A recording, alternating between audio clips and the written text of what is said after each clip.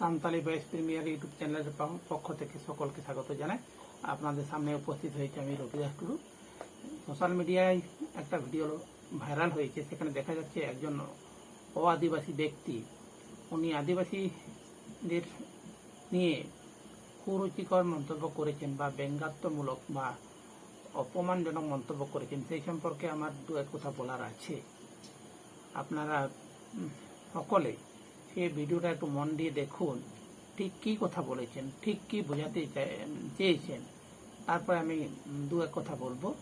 আর যারা আমার ভিডিওকে পছন্দ করছেন, আমি তাদেরকে বলবো অবশ্যই লাইক, শেয়ার, কমেন্ট করতে ভুলবেন না। আসুন এবার সেই ভিডিওটা আমরা দেখে নিই, তারপরে আমার দু এক কথা বলার আছে। আপনার সঙ্গে থাকুন এবং ভিডিওটা শেষ পর্যন্ত দেখুন। ওরে দেখি আদিবাসীকে মতন চালে উঠে গেছে, বলে আমারে ভাত কাপড় সব দিবি, তলে আমি নামবো। হ্যাঁ, আবার হাসে। নামো, আসো, চলে আসো। নামবে না, তাড়াতাড়ি আসো। নামো নামো নামো নামো, তাড়াতাড়ি নামো। নামবে না, যদি উপরে উঠে যায় আরো নামবে না, দেখছো? এই নাম নাম, ইয়া নাম। ওরে দেখি আদিবাসীকে মতন চালে উঠে গেছে, বলে আমারে ভাত কাপড় সব দিবি, তলে আমি নামবো। হ্যাঁ, আবার হাসে। নামো, আসো, চলে আসো। নামবে না, তাড়াতাড়ি আসো। নামো নামো নামো নামো, তাড়াতাড়ি নামো। নামবে না, যদি উপরে উঠে যায় আরো নামবে না, দেখছো? এই নাম। সকল দর্শকবৃন্দ সেই ভিডিওটা দেখলেন। উনি ওনার মেয়েকে চালের উপরে বসিয়ে উনি বলছেন যে মেয়েটা আদিবাসীদের মতো চালে উঠেছে, আর সেই মেয়েটাকে নাকি ভাত কাপড় না দিলে মেয়েটা নামবে না। মানে উনি বলতে চাইছেন আদিবাসীদের মতো, মানে আদিবাসীদের মতো বলতে মানে আদিবাসীরা কি চালে উঠে? উনি এই তথ্য জানলেন কি করে, সেটা আমার প্রশ্ন জাগছে। এছাড়া আমি কিছু কথা বলছি যে ওনার মেয়েকে কে বলল যে চালে উঠে ভাত কাপড় সেটা দাবি করতে হবে? 6 মাসের বাচ্চাকে, একটা শিশুকে কে বলল যে চালে উঠে ভাত কাপড়ের ডিমান্ড করতে হবে? সেটা নাকি পূরণ না হলে চাল থেকে নামতে নেই, এই কথাটা ওই মেয়েটাকে কে বলল? তাহলে যিনি আদিবাসী সম্পর্কে এরকম কুরুচিকর মন্তব্য করছেন, ওনাকে আমি বলছি যে তাহলে ধরেই নিতে হবে ওই মেয়েটা নিশ্চয়ই কোনো না কোনো আদিবাসী রক্তের গোড়া।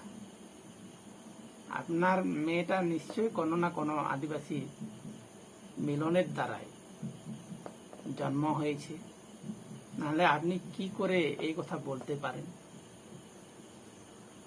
ওই 6 মাসের বাচ্চা কি করে বুঝলো যে চালে উঠলে ভাত কাপড়ের ডিমান্ড করা যায়?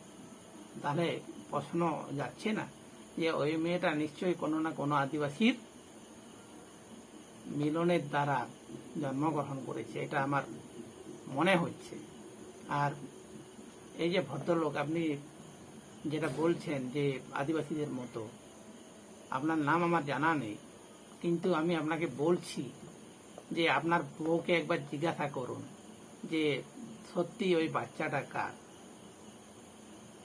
আপনার বউকে একবার জিজ্ঞাসা করুন না, আপনার ওয়াইফকে একবার জিজ্ঞাসা করুন যে সত্যি সত্যি বলো তো ওই বাচ্চাটা কার। আমার তো মনে হয় আপনার কথাবার্তা শুনে যেটুকু মনে হচ্ছে ওই বাচ্চাটা কোনো না কোনো আদিবাসীর অরসজাত সন্তান। নাহলে আপনি কি করে এরকম কথা বলতে পারেন কোথায় কোথায় যে আদিবাসীদের মতো আদিবাসীরা নাকি এরকম চালে উঠে? আপনি কোথায় এই তথ্য পেয়েছেন? আদিবাসীরা চালের উপরে উঠে ভাত কাপড় ডিমান্ড করে, এই তথ্য আপনি কোথায় পেলেন? আমি দায়িত্ব নিয়ে বলছি, আমি একজন আদিবাসী সম্প্রদায়ের ছেলে।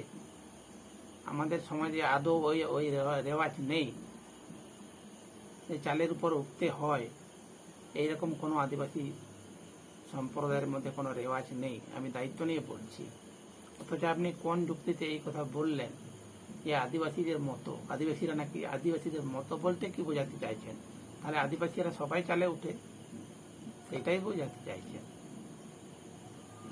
আর আপনার মেয়ের বয়স বড় জোর 6 থেকে 7 মাস, আপনার মেয়েকে কে বললো যে চালে উঠতে হয়?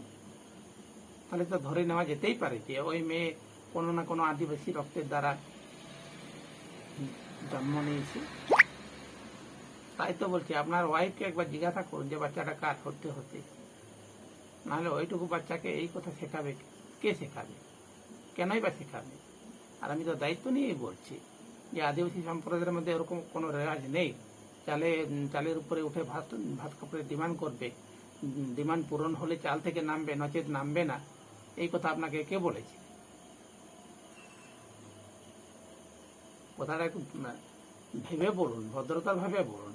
কোথায় কোথায় আদিবাসীদের অপমান করার এই অধিকার আপনাকে কে দিয়েছে? এই অধিকার আপনি কোথায় পেলেন? যারা আমার দর্শক তাদেরকে বলছি, উনি কোথা থেকে তথ্য পেয়েছেন আমার জানা নেই, কিন্তু আমি একজন আদিবাসী সম্প্রদায়ের ছেলে হয়ে দায়িত্ব সহকারে বলছি যে ওই রেওয়াজ আদিবাসীদের মধ্যে নেই।